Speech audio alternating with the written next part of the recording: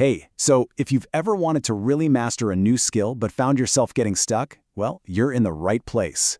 Today, we're going to break down Justin Skycak's incredible guide, Advice on Upskilling, into a super clear, actionable framework we're calling the Upskilling Ladder. Okay, let's dive right in. And we're going to start with a quote that just gets right to the point, doesn't it? This whole thing isn't about finding some secret hack or a magic bullet.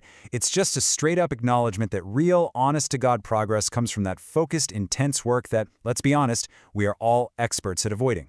This is the core idea we're unpacking today. You don't find mastery, you earn it. So to get there, we're going to climb the 4 rungs of this upskilling ladder. First up, we're going to lay the foundation and talk about how to build a habit. Then we'll get strategic and learn how to target the right hardcore skills. After that, we're diving deep into what effective practice, the necessary grind, really looks like. And finally, we'll bring it all together by connecting your skills to a bigger mission. All right, let's get started on the very first rung of our ladder, building the habit. And the source material could not be clearer on this point. This is the absolute bedrock. It's the foundation for everything else.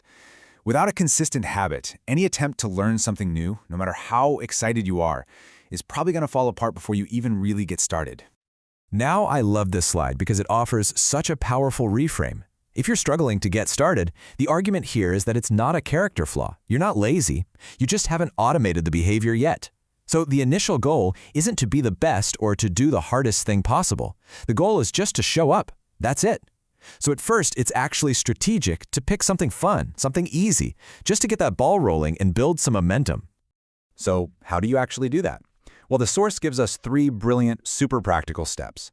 First, start easy. Watch a documentary, read a Wikipedia article, something that feels more like play than work. Second, make it repeatable, and I mean really repeatable. Don't commit to 3 hours of coding, commit to 15 minutes. Pick an amount of work that is so small it feels almost silly, so your brain has no reason to fight you on it tomorrow. And third, if you can, train in the morning. This is just a great tactic to protect your practice time from all the chaos that a normal day throws at you. And this quote just perfectly captures the whole idea. Once you have that new habit, even if it's tiny, your #1 job is to protect it. Life is going to get crazy. When it does, don't stop completely. Just scale it down. Do 5 minutes instead of 30. Because keeping that slow wagon moving, even just a little, takes way less energy than trying to get a wagon that's completely stopped rolling again. Consistency always, always beats intensity. Okay, so now that we've got a consistent habit locked in, we can start aiming that energy a little more strategically. Let's move to step 2. Target your hardcore skills. This is where we go from just showing up to showing up with a real plan. So why is it that so many smart, motivated people, maybe you've been here, start learning something new, get super frustrated, and then just give up? The source material argues it has nothing to do with a lack of talent, it's a lack of strategy. We're just approaching learning in a way that's fundamentally broken. And this is the perfect metaphor for it, the skill tree. The common mistake, the reason so many of us fail, is we try to jump straight from the ground to a branch way up high. You see some advanced topic, and you go right for it. But you can't reach it, you fall down, and you think, I guess I'm just not cut out for this. The right way, the systematic approach, is to treat it like climbing a tree. You start at the trunk, the fundamentals, and you patiently climb the lower branches first, mastering every prerequisite before you even try to reach for those more complicated skills. And this is the big takeaway, right? That feeling of being confused, of being totally overwhelmed, it's usually not a sign that you can't learn it. It's just a sign you missed a prerequisite.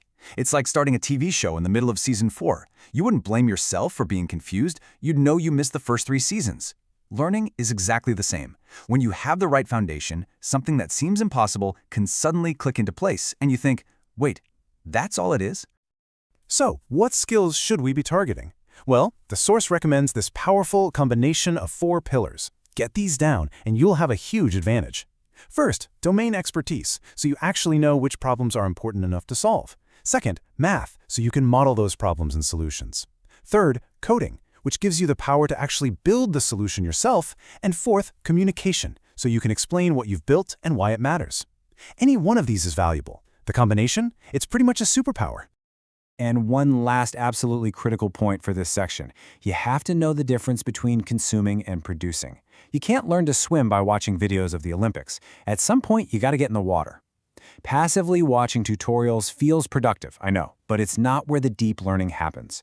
Real progress comes from actively doing the thing, solving problems, writing code, building projects. Consuming is like buying the ingredients, producing is actually cooking the meal.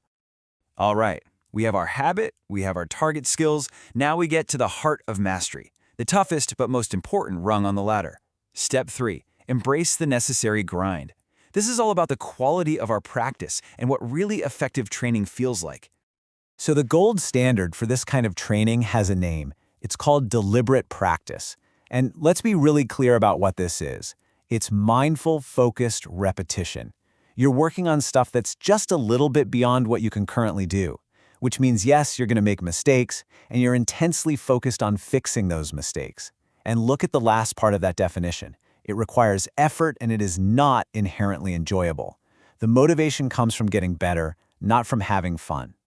And this leads us to a fundamental truth. Real growth only happens when you're uncomfortable. Your brain and body only adapt when they're put under a strain they haven't felt before.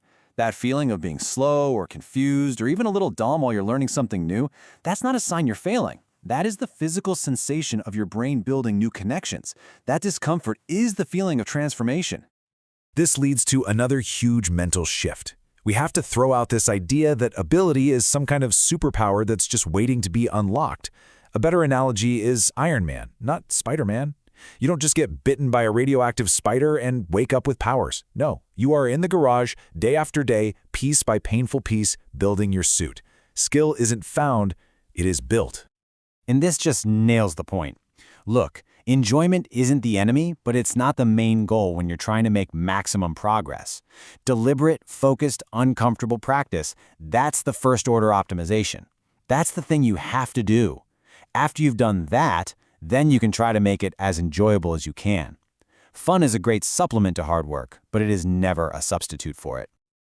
This whole journey usually follows a pretty predictable path, which researcher Benjamin Bloom laid out here. In stage 1, it's all about fun and play, just falling in love with the subject.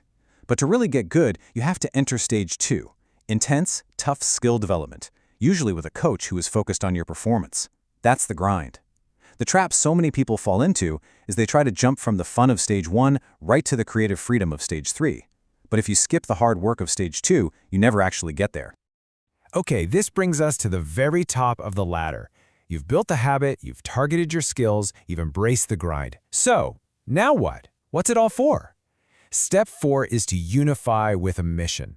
This is about taking all that skill you've worked so hard for and aiming it at a problem that actually matters.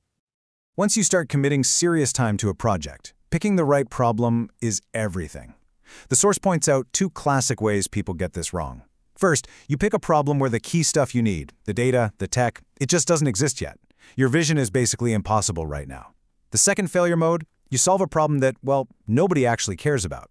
It might be interesting to you, but if no one's willing to pay for it with their money or their attention, your impact is going to be 0. So how do you make progress on a good problem? I love this simple but powerful formula. Progress is a function of pressure, and pressure is just force divided by area. All those skills you've built up, that's your force. But to create enough pressure to actually make a breakthrough, you have to apply all that force to a very, very small focused area. If you spread yourself too thin across too many different projects, you dilute your power. This is why a lot of brilliant people never have a major breakthrough. Their force is huge, but their area is too. And as you apply those skills, this quote is the perfect guiding light. Instead of jumping into crowded fields where everyone's just fighting over the same small pie, try to be a builder. Use your unique stack of skills to create brand new value, to solve problems no one has solved yet, to build things that make the entire pie bigger for everyone. That's where the real high-impact work is. So there you have it, the upskilling ladder. It all starts with the absolute bedrock of building a consistent habit. From there, you systematically climb your skill trees by mastering the prerequisites. Then, you'll learn to embrace the discomfort of deliberate practice to build real mastery. And finally, you apply all of that hard-won skill with intense focus to a mission that matters. We've laid out the framework. The principles are clear and the steps are right there in front of you. The path from where you are to where you want to go is all here. So now, the only question that really matters is the one right here on the screen. Will you do the full-assed work you've been avoiding? The choice, as always, is yours. Thanks for tuning in.